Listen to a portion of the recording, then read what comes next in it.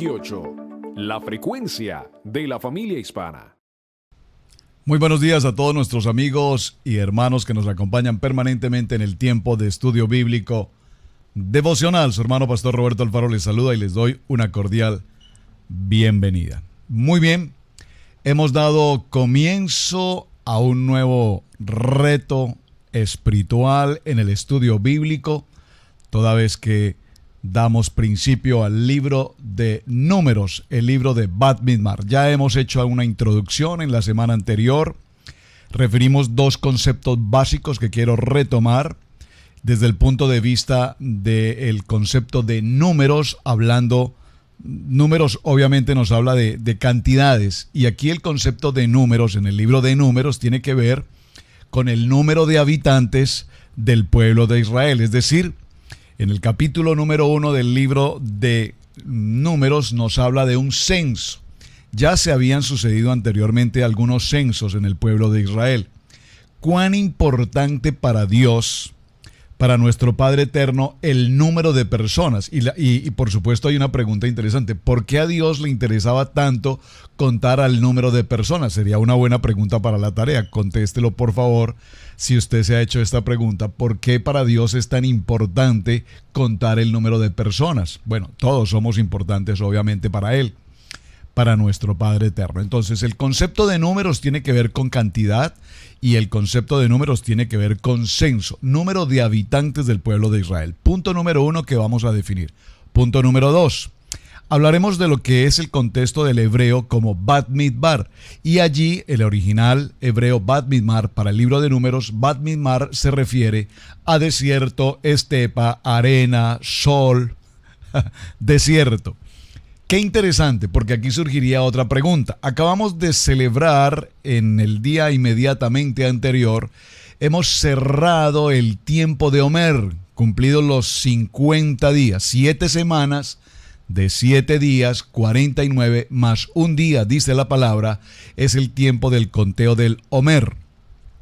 Este tema del Omer es un tema tan interesante como todo lo que vemos a través del estudio bíblico, pero quiero referirme puntualmente a algo. Cada uno de los temas que tratamos traen consigo también ciertas controversias en cuanto al número de días, controversias en cuanto a por qué se entregó la Torá precisamente en el desierto, que esa sería una muy buena pregunta para la tarea. Me gustaría escuchar su opinión, amado hermano, amada hermana. ¿Por qué usted cree que la Torá fue entregada precisamente en el desierto? Es lo que nos narra el libro de Shemot, recuerden, en el capítulo 20, Éxodo capítulo 20, y habló Dios estas palabras y les dijo.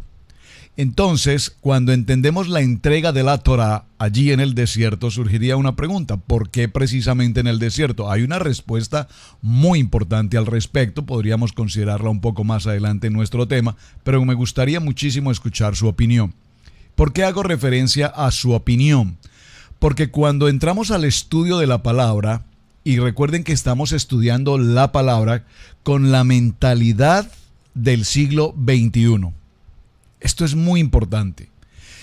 Cuando hablamos de la mentalidad del siglo XXI, estoy hablando de la tecnología, estoy hablando del internet, estoy hablando del rabino Google, estoy hablando de todos los medios de las redes sociales y demás. Estoy hablando de la modernidad, del pensamiento moderno, del pensamiento, si puedo utilizar la expresión, humanista, filosófico griego.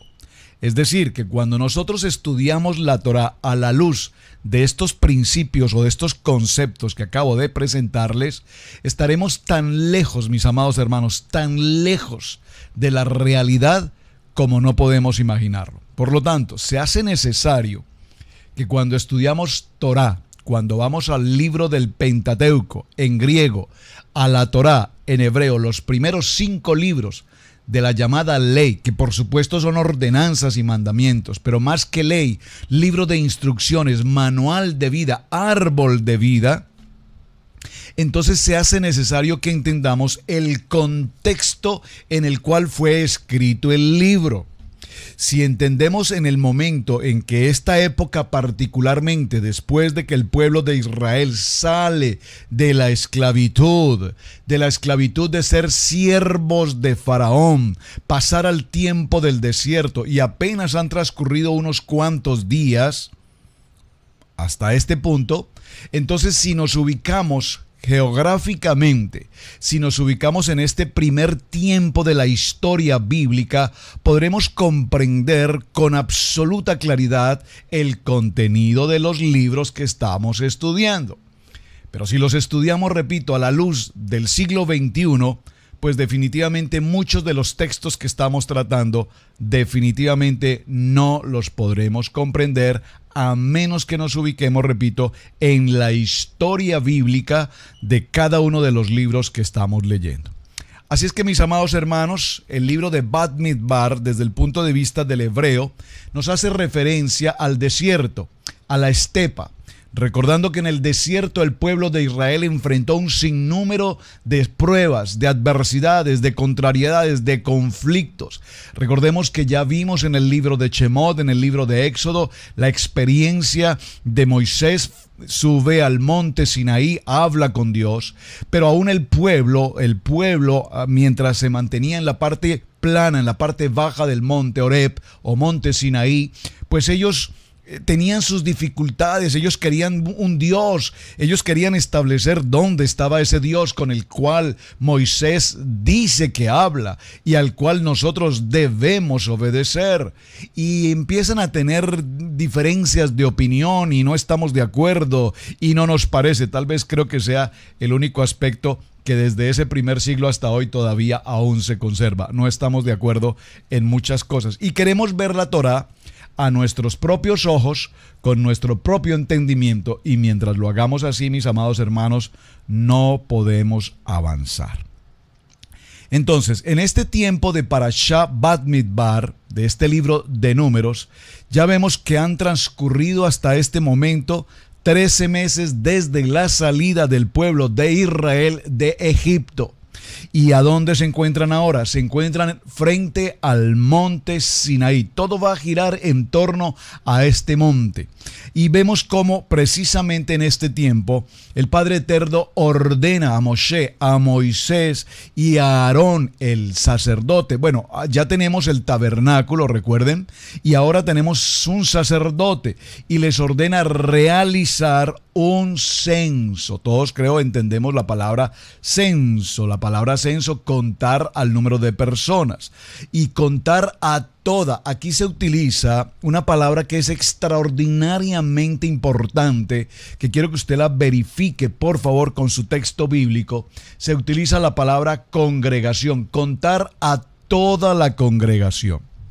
Porque esta palabra congregación aquí, haciendo referencia a las 12 tribus, a todo Israel. Recordemos que entre las tribus de Israel, las 12 tribus, también habían consigo algunos, y cuando digo algunos pueden ser un gran número, de extranjeros. Estos extranjeros obviamente, por favor, evidentemente, formaron parte del tiempo de Pesá, es decir, ellos obedecieron esa ordenanza de tomar el cordero, de rociar la sangre del cordero en los dinteles de la puerta. Por lo tanto, pudieron salir junto con el pueblo de Israel, porque ahora ellos eran redimidos, y esta palabra redimidos, wow, tremenda palabra sobre la que tendremos que estudiar muy detenidamente. Porque aquí la palabra redimidos solamente está haciendo referencia a salir de una condición de esclavitud para pasar a una condición, salir de casa de servidumbre, dice la palabra puntualmente, salir de la casa de servidumbre para pasar a una libertad condicionada en el sentido de que ahora nos sometemos en obediencia a nuestro Padre Eterno, al Dios Todopoderoso. Es decir, que en esa condición de servidumbre en esclavitud a una condición de siervos en obedecer la palabra, es por eso que precisamente aquí en este punto se hace entrega de la Torá. es decir, de los mandamientos, de las ordenanzas. Es muy importante, mi amado hermano, tal vez usted sea esta la primera vez que escucha lo que estoy mencionando, pero la Torá no solamente nos habla de, cuando hablamos de los 10 mandamientos, Éxodo 20 en adelante, sino que cuando conocemos las tablas de la ley, Éxodo 20 y 24. Permítame, voy un momento a ese punto porque creo que esto es importante que lo repitamos para que haya claridad de conceptos hacia donde vamos caminando. Capítulo 20 de Shemot dice, su título en su Biblia, los 10 mandamientos. Dice la palabra: y habló Yahweh todas estas palabras diciendo: yo soy Yahweh tu Dios, que te saqué de la tierra de Egipto, de casa de servidumbre. Obsérvenlo, por favor, subraye su texto para que podamos comprender con mayor claridad a dónde quiero llegar con esta enseñanza. La estoy repitiendo en algunos términos porque, según los mensajes que he recibido de parte de ustedes, necesitan aún mayor claridad al concepto, y es muy importante. No podemos avanzar en amar la palabra, en aprender la palabra y en vivir la palabra a menos que tengamos claridad y revelación en lo que está escrito, no en lo que el pastor Alfaro está diciendo. No, porque usted obviamente debe corroborar con su Biblia lo que estamos mencionando. Déjenme decirles que no tengo aquí un libro escrito por alguna persona en particular. Tengo en mis manos mi Biblia y tengo en mis manos mi estudio bíblico para poderlo compartir justamente con ustedes a la luz de la palabra. De tal manera que en el capítulo 20, note que la palabra dice: te saqué de la tierra de Egipto, y aquí Egipto tipifica el mundo, aquí Egipto y Faraón tipifican pecado, tipifican nuestro adversario, de casa de servidumbre. Es decir, puedo transferir la palabra casa de servidumbre, siervos de Faraón, para que tengamos claridad. Salimos de una casa de servidumbre, de ser siervos de Faraón, y pasamos a ser ahora siervos del Dios Todopoderoso. Yo hablo estas palabras diciendo: yo soy Yahweh tu Dios, que te saqué de esta tierra de Egipto, de casa de servidumbre. Verso 3. Perdónenme. No tendrás dioses ajenos delante de mí. No te harás imagen ni ninguna semejanza de lo que esté arriba en el cielo, ni abajo en la tierra, ni en las aguas debajo de la tierra. Esto, observe por favor, que en el capítulo 20 nos habla de estas palabras, es decir, Yahweh habla a toda la congregación de Israel, y aquí nos está mostrando con claridad la iglesia, una iglesia como congregación, toda la casa de Israel como congregación. Ningún habitante de Israel en ese momento fue exento de escuchar con una voz audible la voz del Padre indicando estas palabras y la entrega de los mandamientos. Esto, por favor, es muy importante que lo tengas presente. Ahora, en el capítulo 24, por favor, esto es un tema que repito, estoy repitiendo, porque considero que es necesario que cada estudiante de estudio bíblico devocional tenga presente y absolutamente claro estos conceptos. Conceptos muy básicos, pero muy importantes y fundamentales. En el capítulo 24 del libro de Shemot, libro de Éxodo, en el verso 12, dice la palabra: entonces Yahweh dijo a Moisés: sube a mi monte y espera allá, y te daré las tablas de piedra. Observen, las tablas de piedra fueron entregadas posteriormente hasta el capítulo 24. Y la ley, aquí ¿qué está hablando de la ley? Está hablando de la Torá. Te entregaré los mandamientos en estas tablas de piedras, y te entregaré la Torá y los mandamientos escritos para enseñarles. Observe que aquí menciona: y mandamientos que he escrito para enseñarles. Entonces, ¿cuáles son esos mandamientos? Por favor, nuevamente permítame repetirlo. Te entregaré las tablas de piedra, los mandamientos que pronunció en Éxodo 20, los 10 mandamientos, te entregaré la Torá, Génesis, Éxodo, Levítico, Números, Deuteronomio, que por supuesto esta Torá, estamos en el libro de Números, esta Torá se fue complementando aún más hasta que llegamos al cierre en Deuteronomio, en Devarim, es decir que Moisés todavía complementa durante varios tiempos la escritura, la redacción de lo que finalmente sería todo el texto de la Torá. Y particularmente y mandamientos que he escrito para enseñarles. Entonces, estos misbot, estos 613 mandamientos que vamos a ver a lo largo de toda la Torá, están inscritos en ella. No nos los enseñan, particularmente no nos los enseñan porque nos quedamos en 10 mandamientos y hasta ahí llegamos.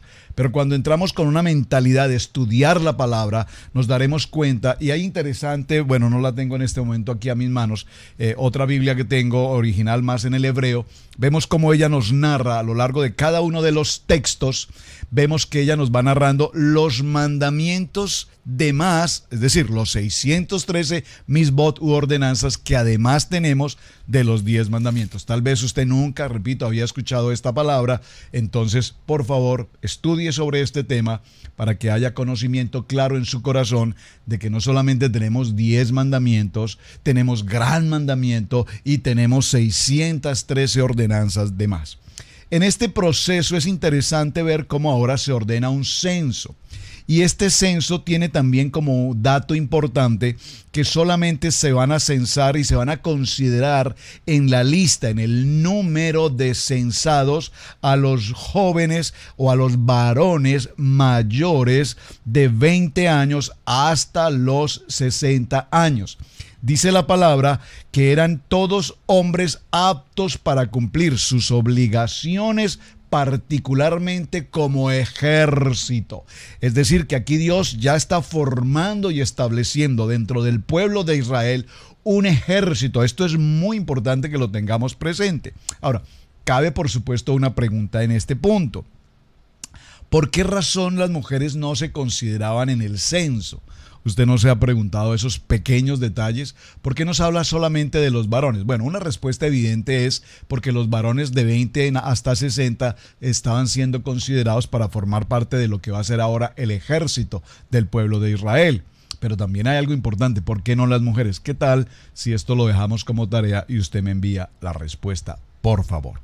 Ahora, de acuerdo con este censo, la cifra de los varones para cumplir el servicio militar, el servicio del ejército del pueblo de Israel era, por favor, preste mucha atención a la información, era de 600,550 hombres. Estos hombres fueron censados de las tribus de Rubén, Simeón, Gad, Judá, Isaacar, Zebulón. Y observen que está la tribu de José con sus dos hijos, quienes son Efraín y Manasés, Benjamín, Dan, Aser, Neftalí. Note que aquí en el censo no aparecen los hombres que conforman la tribu de Leví. ¿Por qué sucedió eso? Podría ser otro punto interesante de la tarea. Pastor está dejando mucha tarea hoy, porque realmente lo que quiero llevarlos, mis amados hermanos, es a que no solamente leamos un texto, sino que cuando leemos un texto nos hagamos preguntas. Usted sabe las preguntas básicas: ¿por qué? ¿Cómo? ¿Cuándo? Tengo a mi hijo menor, David Roberto, que cada vez que le decimos no a alguna circunstancia que él pide, él repetirá durante todo el día: ¿por qué no? ¿Por qué no? ¿Por qué? ¿Por qué? ¿Por qué? ¿Por qué? Y yo: ¿por qué no? ¿Pero por qué no? ¿Por qué no, papi? ¿Por qué no? ¿Pero por qué? Y me parece interesante que apliquemos esta norma. ¿Por qué 650,000 hombres? ¿Por qué solamente los hombres entre 20 y 60? ¿Qué pasaba con los ancianos? ¿Qué pasaba con los más jóvenes? ¿Por qué no las mujeres? ¿Por qué en el desierto? ¿Por qué se está preparando un ejército? ¿Cuál es el plan? ¿Cuál es la estrategia que Dios tiene en todo esto? Preguntas. Y todas estas preguntas en la Biblia tienen su respectiva respuesta. No vamos a suponer. No podemos suponer. Es muy común decir: a mí me parece, yo creo, yo pienso, pues bueno, pensándolo bien, yo considero. No. ¿Qué dice la Biblia? Porque dígalo conmigo, escrito está. Entonces, la tribu de Leví fue excluida de este censo, ya que la misión específica del pueblo de Leví era cumplir con las funciones del tabernáculo, era cumplir con la función sacerdotal, con la función del Mishkan. Hay una respuesta un poco más allá, definitivamente tengo que dejarla como tarea. ¿Por qué razón el pueblo o la tribu de Leví no se incluía en el plan del ejército? ¿Por qué ellos no fueron censados? Realmente hay una respuesta un poco más en detalle que tiene que ver justamente con lo que vimos. Les voy a dar la pista para la tarea, para que usted encuentre rápidamente la respuesta. Solo vaya al libro de Éxodo y acérquese a la historia del becerro de oro. ¿Qué fue lo que pasó allí?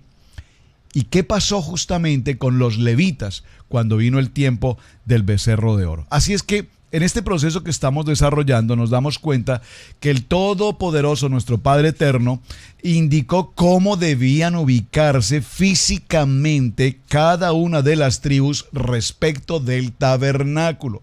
Esto es muy interesante, mis amados hermanos, porque la formación que el pueblo de Israel llevó justo al lado, al norte, al sur, al este, al oeste, respecto del tabernáculo, el centro del tabernáculo, recuerden, el lugar santo, el lugar santísimo, todo esto que ya vimos en Éxodo.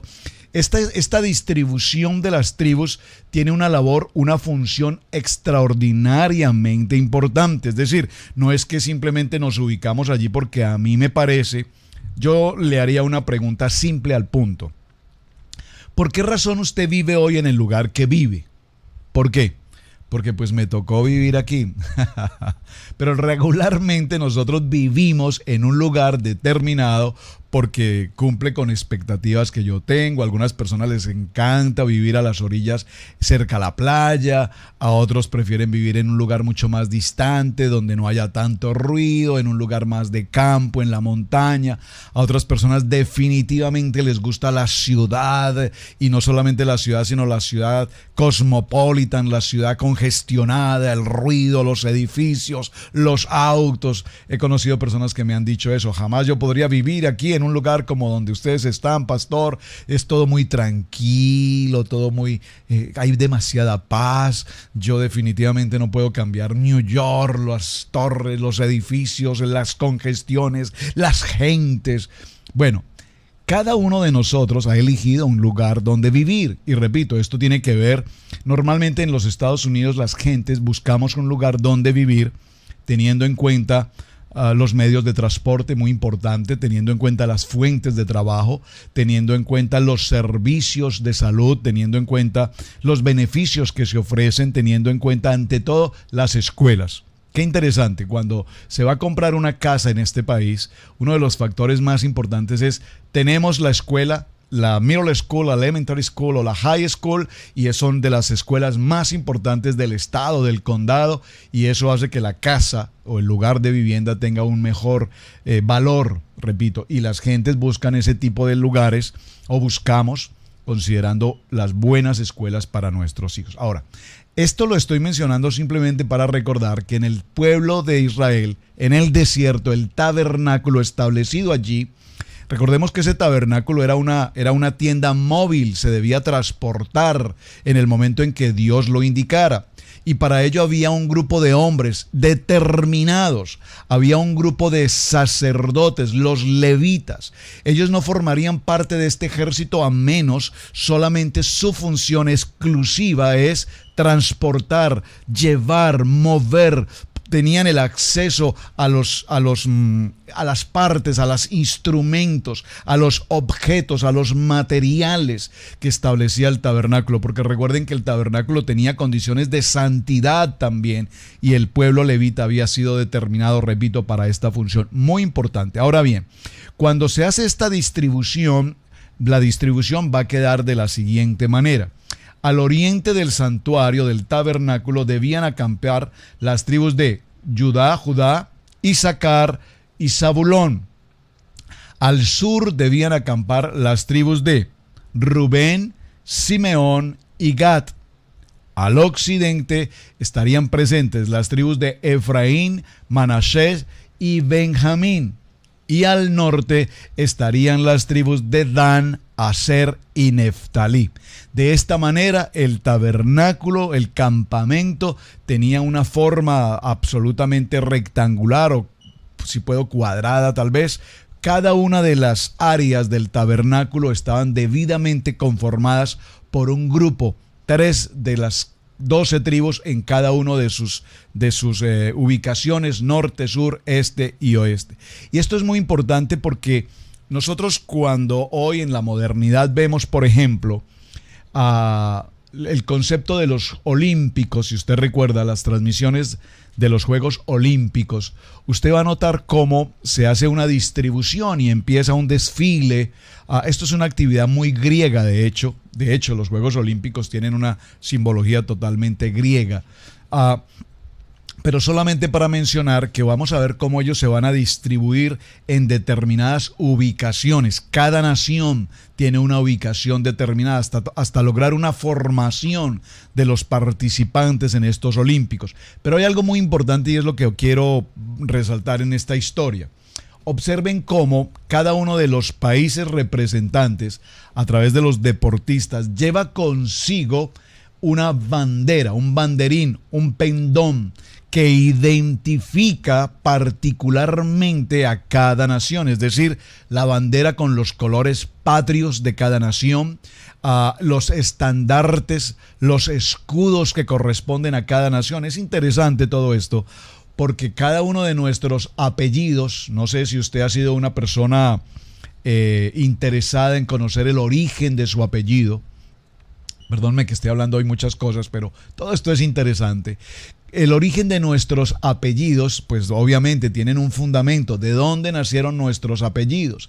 Y cuando nosotros recurrimos a la historia, y yo soy un apasionado de este tema, he estado buscando por años mucha de la historia de mi apellido, Alfaro, que tiene que ver precisamente con ese faro, un faro de luz. Entonces, cuando estudiamos esta historia y nos hemos remontado a la historia en España, de donde vienen la mayoría de nuestros apellidos, y también hacia el tiempo de Israel, de donde se originaron nuestros apellidos, qué interesante. Vamos a notar que estos apellidos todos traen consigo un estandarte, una identidad, un banderín, una bandera, un pendón, pero también a su vez traen lo que se llama un escudo.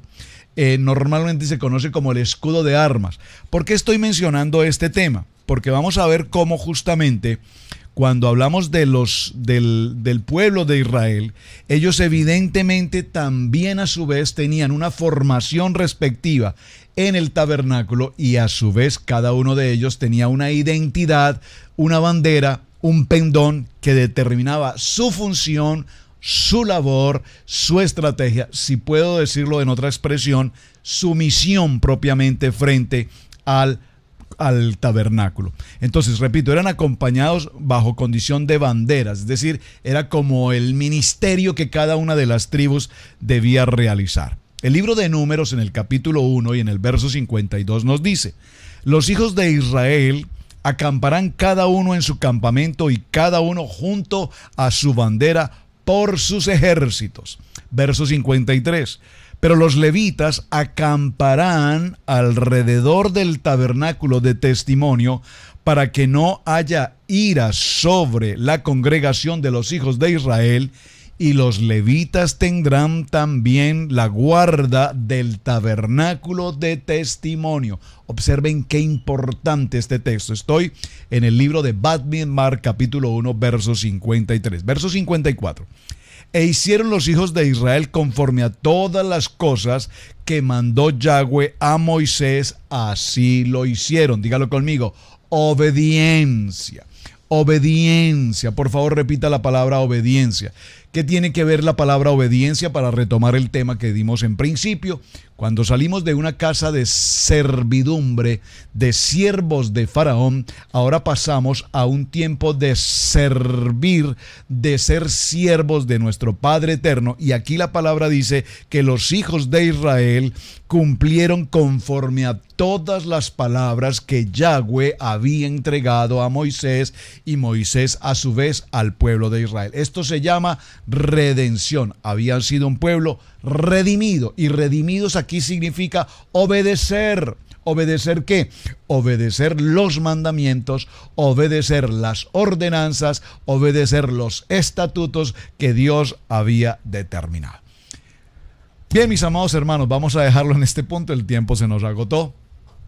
Extraordinario lo que vamos a ver en el transcurso de la semana a través de esta enseñanza de Bat Midbar, la importancia del censo, la importancia de las tribus, la importancia de los pendones, del ministerio que cada una de ellas va a realizar, y entonces estaremos en el transcurso de la semana desarrollando el tema de cada una de las tribus y su función dentro del contexto del tabernáculo. Mis amados hermanos, su hermano Pastor Roberto Alfaro les saluda. Muchísimas gracias por acompañarnos, gracias por compartir este mensaje y de manera especial muchísimas gracias por enviarme sus mensajes. Yo disfruto grandemente de los mensajes, sus apreciaciones respecto al tema que estamos tratando, sus inquietudes, y por favor, estudie el tema y profundice más de los minutos que hemos tratado aquí en este tiempo. Shalom para todos, muy buen día, bendiciones.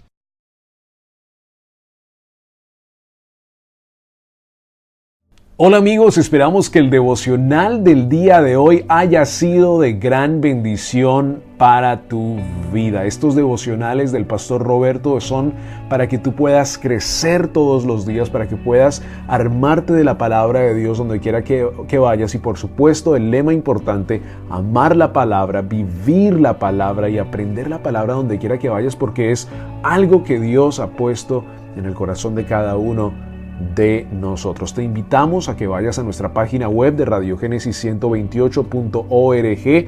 Allí encontrarás una otra gran cantidad de recursos para que puedas crecer espiritualmente y puedas ser bendecido. Tenemos una gran cantidad de palabras que Dios nos ha entregado a cada uno de nosotros aquí en este ministerio, y no solo a la familia Alfaro, de la que a lo mejor ves muy a menudo por medio del Facebook o por medio del internet o por medio de la televisión, sino que una gran cantidad de pastores que forman parte de este grupo y que también quieren llevarte una palabra de bendición. Así que te invitamos a que vayas a nuestra página web, que entres a nuestro canal de YouTube en Radiogénesis 128 y que veas otra gran cantidad de recursos que Dios nos ha dado a cada uno de nosotros para poder compartir con el mismo pueblo. Así que bendiciones para todos ustedes. Mi nombre es Camilo Alfaro y es un gran gusto poder formar parte de la familia de Dios. Déjeme recordarle que es un gran privilegio servir al Dios de Israel.